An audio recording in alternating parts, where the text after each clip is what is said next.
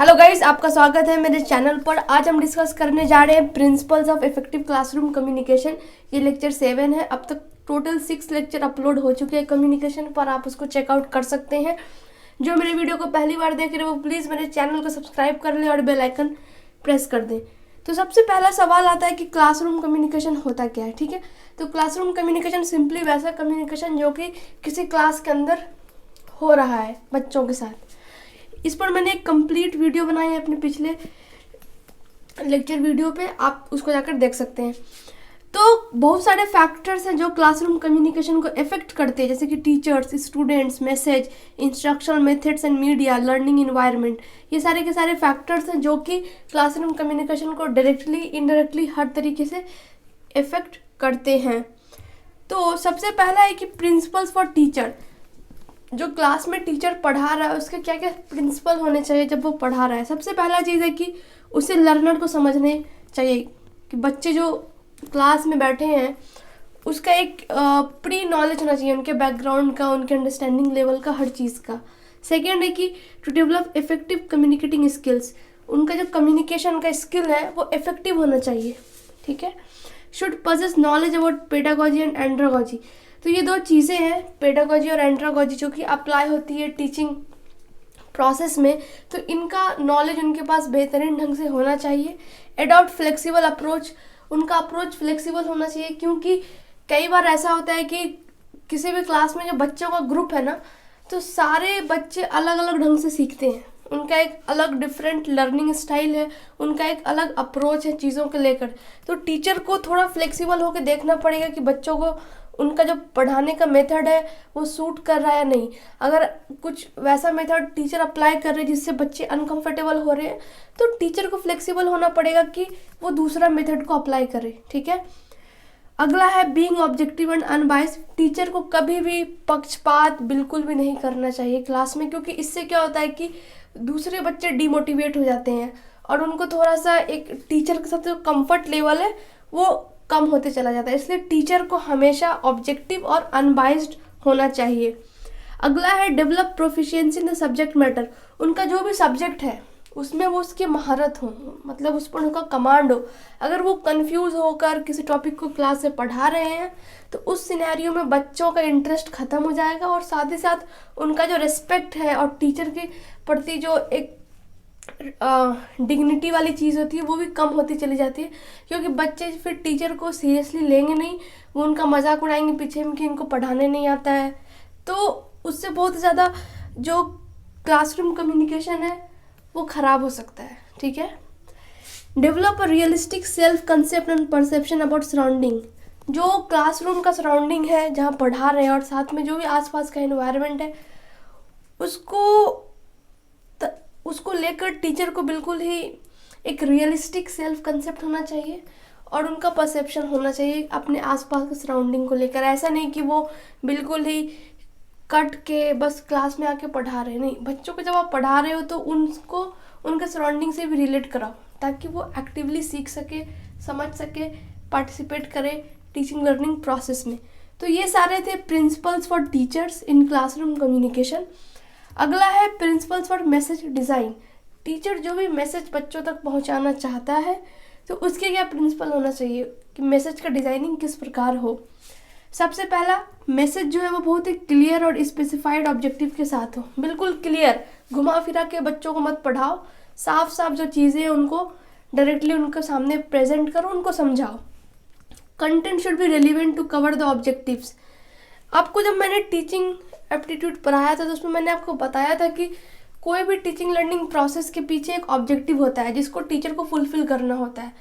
तो जब भी टीचर क्लास में पढ़ा रहा है बच्चों को, तो उसका जो मैसेज है, जो वो मैसेज बच्चों को देना चाह रहा है, उसका कंटेंट हमेशा रिलेवेंट होना चाहिए, ताकि जो इंटेंडेड ऑब्जेक्टिव है उसको वो अचीव कर सके।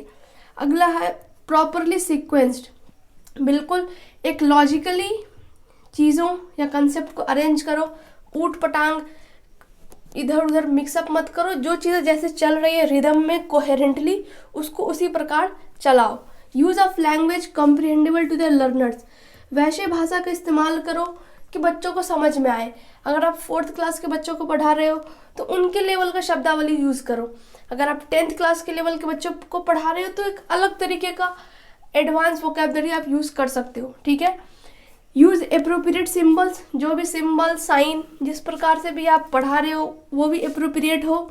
इंक्लूड रिलेवेंट एक्सरसाइजेस, बिल्कुल कुछ भी वर्कआउट दिया आपने बच्चों को, कुछ भी काम करने दिया, प्रैक्टिस सेट दिया, तो वो रिलेवेंट होना चाहिए, उनके सब्जेक्ट से रिलेटेड होना चाहिए और ऑब्जेक्टिव से भी रिलेटेड चाहिए, ठीक है। Making generous use of examples और नॉन एग्जाम्पल्स। आप जब बच्चों को कोई भी कंसेप्ट पढ़ा रहे हो ना तो एग्जाम्पल का इस्तेमाल करो, ठीक है, या फिर नॉन एग्जाम्पल्स, जिस तरीके से भी आप चाहो तो कर सकते हो। तो वो डिपेंड करता है कि आप मैसेज जो आप डिलीवर कर रहे हो उसमें एग्जाम्पल की ज़रूरत है या नहीं है, लेकिन कोशिश करो कि हमेशा चीज़ों को एक कंसेप्ट के साथ, क्लैरिटी के साथ, ऑब्जेक्टिव को फुलफिल करते हुए सामने प्रस्तुत करो। तो ये था principles for message design. Next है principles for selection of instructional methods and media. जब आपने एक बार मैसेज को डिज़ाइन कर लिया तो उस मैसेज को बच्चों तक ट्रांसमिट करना है, तो आप उस मैसेज को बच्चों तक कैसे कन्वे करोगे, कैसे पहुंचाओगे, तो आप बहुत सारे इंस्ट्रक्शनल मेथड्स और मीडिया का इस्तेमाल कर सकते हो। आपको मैं सजेस्ट करूँगी कि आप प्लीज़ टीचिंग एप्टीट्यूड के प्लेलिस्ट में जाना, वहाँ पर आपको वीडियोस मिलेंगे जहाँ पर मैंने डिस्कस किया है डिफरेंट टीचिंग मेथड्स, तो वो बहुत इंपॉर्टेंट है, आप उसको इससे रिलेट करना, ठीक है। तो सबसे पहला होता है कि आपको जो भी मीडिया या मेथड आप यूज़ कर रहे हो वो रिलेवेंट हो और एप्रोप्रिएट हो, ठीक है। अभी जैसे कि पूरा का पूरा कोविड के टाइम पढ़ाने का जो मीडियम है वो बिल्कुल बदल गया। अब हर चीज़ online method, online test, online quizzes की तरफ शिफ्ट हो रहा है, तो वो रिलेवेंट है अभी के लिए। Use of variety of methods and media, आपको अलग अलग तरीके के मेथड और मीडिया का इस्तेमाल करना चाहिए। क्यों? क्योंकि अलग अलग तरीके के बच्चे आपको क्लास में मिलेंगे जिनका लर्निंग स्टाइल अलग अलग है। Use of good quality media, जो भी आप मीडिया इस्तेमाल कर रहे हो वो अच्छी क्वालिटी की हो। क्यों अच्छी क्वालिटी को? ताकि वो कम्युनिकेशन प्रोसेस को इंटरप्ट, उसमें बाधा ना डाले। Integrate media in teaching learning process, जो भी टीचिंग लर्निंग प्रोसेस है उसको इंटरेस्टिंग, इंटरैक्टिव बनाने के लिए उसमें आप मीडिया को इंटीग्रेट करो अलग अलग तरीके से, ताकि बच्चों का इंटरेस्ट उस पर बढ़े।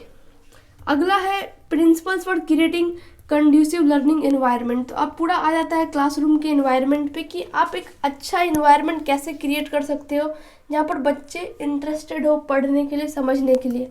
सबसे पहले है कि classes should not be over crowded, ज़्यादा भीड़ भाड़ नहीं हो। अगर ज़्यादा भीड़ भाड़ होता है क्लास में तो उस सिनेरियो में बहुत सारे बच्चों का कंसेप्ट क्लियर नहीं हो पाता है और बच्चे को पूरा चीज़ समझ में भी नहीं आ पाएगा अगर ज़्यादा ओवर क्राउडेड होगा। Ensure proper sitting arrangement in the class, class में एक बैठने का एक प्रॉपर अरेंजमेंट हो, ठीक है। Build wrap up with the students, teacher को बच्चों के साथ एक अच्छा संबंध बनाने की कोशिश करना चाहिए, एक पॉजिटिव संबंध, ताकि बच्चे इंटरेस्टेड हो डाउट क्लियर करने के लिए, कंफर्टेबल रहे टीचर के साथ अपनी कुछ भी चीज़ें शेयर करने के लिए। Encourage cooperation and healthy competition amongst students, आपस में बच्चों के वहाँ पे कोऑपरेशन, टीम वर्क जैसे चीज़ों को डेवलप करने की कोशिश करनी चाहिए और साथ में हेल्दी कंपटीशन की अपने आप को और बेहतर करने के लिए बच्चे सोचें, ठीक है। फीडबैक मैकेनिज्म, वहाँ पे एक फीडबैक मैकेनिज्म का ऑप्शन होना चाहिए। क्यों? तभी जाकर आपका कम्युनिकेशन जो है वो इफेक्टिव हो पाएगा, ठीक है। मैंने आपको पिछले वीडियो में बताया है कि फीडबैक इम्पॉर्टेंट होता है क्योंकि वो इंश्योर करता है कि आपका जो कम्युनिकेशन है वो इफेक्टिव रहा है। एनकरेज एक्सपेरिमेंट, बेसिकली साइंस में कि आप एक्सपेरिमेंट करके सीखो, समझो, प्रैक्टिकल बनो। प्रोवाइड रीइंफोर्समेंट, ठीक है। Provide non threatening environment safe environment हो, वहाँ पर बिल्कुल भी कोई थ्रेटेंड, कुछ गुंडागर्दी टाइप का सीन ना हो, कि बच्चे सेफ फील करें और पॉजिटिव रहें अपने टीचिंग लर्निंग प्रोसेस में, अपने लर्निंग एनवायरनमेंट को लेकर बिल्कुल ही पॉजिटिव रहे, उसको अच्छे से समझें, कंसेप्ट को अच्छे से समझें, टीचर के साथ एक अच्छा कनेक्शन बिल्ड हो पाए। तो इस तरीके का एनवायरनमेंट होना बहुत ही ज़रूरी है। तो गाइज़ आज के लिए बस इतना ही। आई होप कि ये वीडियो आपके लिए बहुत ही अच्छा रहा होगा, लेकिन मैं आपको सजेस्ट करूँ कि इस वीडियो को आप टीचिंग एप्टीट्यूड के वीडियो के साथ इंटीग्रेट करके पढ़ो, क्योंकि बहुत सारी चीज़ें जो प्रिंसिपल्स यहाँ पर मैंने आपको बताई हैं वो कहीं ना कहीं डायरेक्टली उससे रिलेटेड है। क्योंकि जो भी प्रिंसिपल डेवलप हो रही है क्लासरूम कम्युनिकेशन के अंदर अलग अलग पैरामीटर्स को लेकर, वो सीधा सीधा रिलेट कर रही है टीचिंग एप्टीट्यूड के उन सारे वीडियोस के साथ। तो आप प्लीज़ इसको देखो। अगर आपको ये वीडियो अच्छा लगा तो प्लीज़ इसे लाइक करो, शेयर करो और सब्सक्राइब करो। आप हमें टेलीग्राम पर ज्वाइन कर सकते हैं, इंस्टाग्राम पर फॉलो कर सकते हैं। यहाँ पर फॉलो करने का प्लस एडवांटेज ये है कि आपको वहाँ पर क्विज़ के लिंक मिलेंगे, ठीक है। तो आप उस क्विज़ में भी पार्टिसिपेट कर सकते हो। धन्यवाद।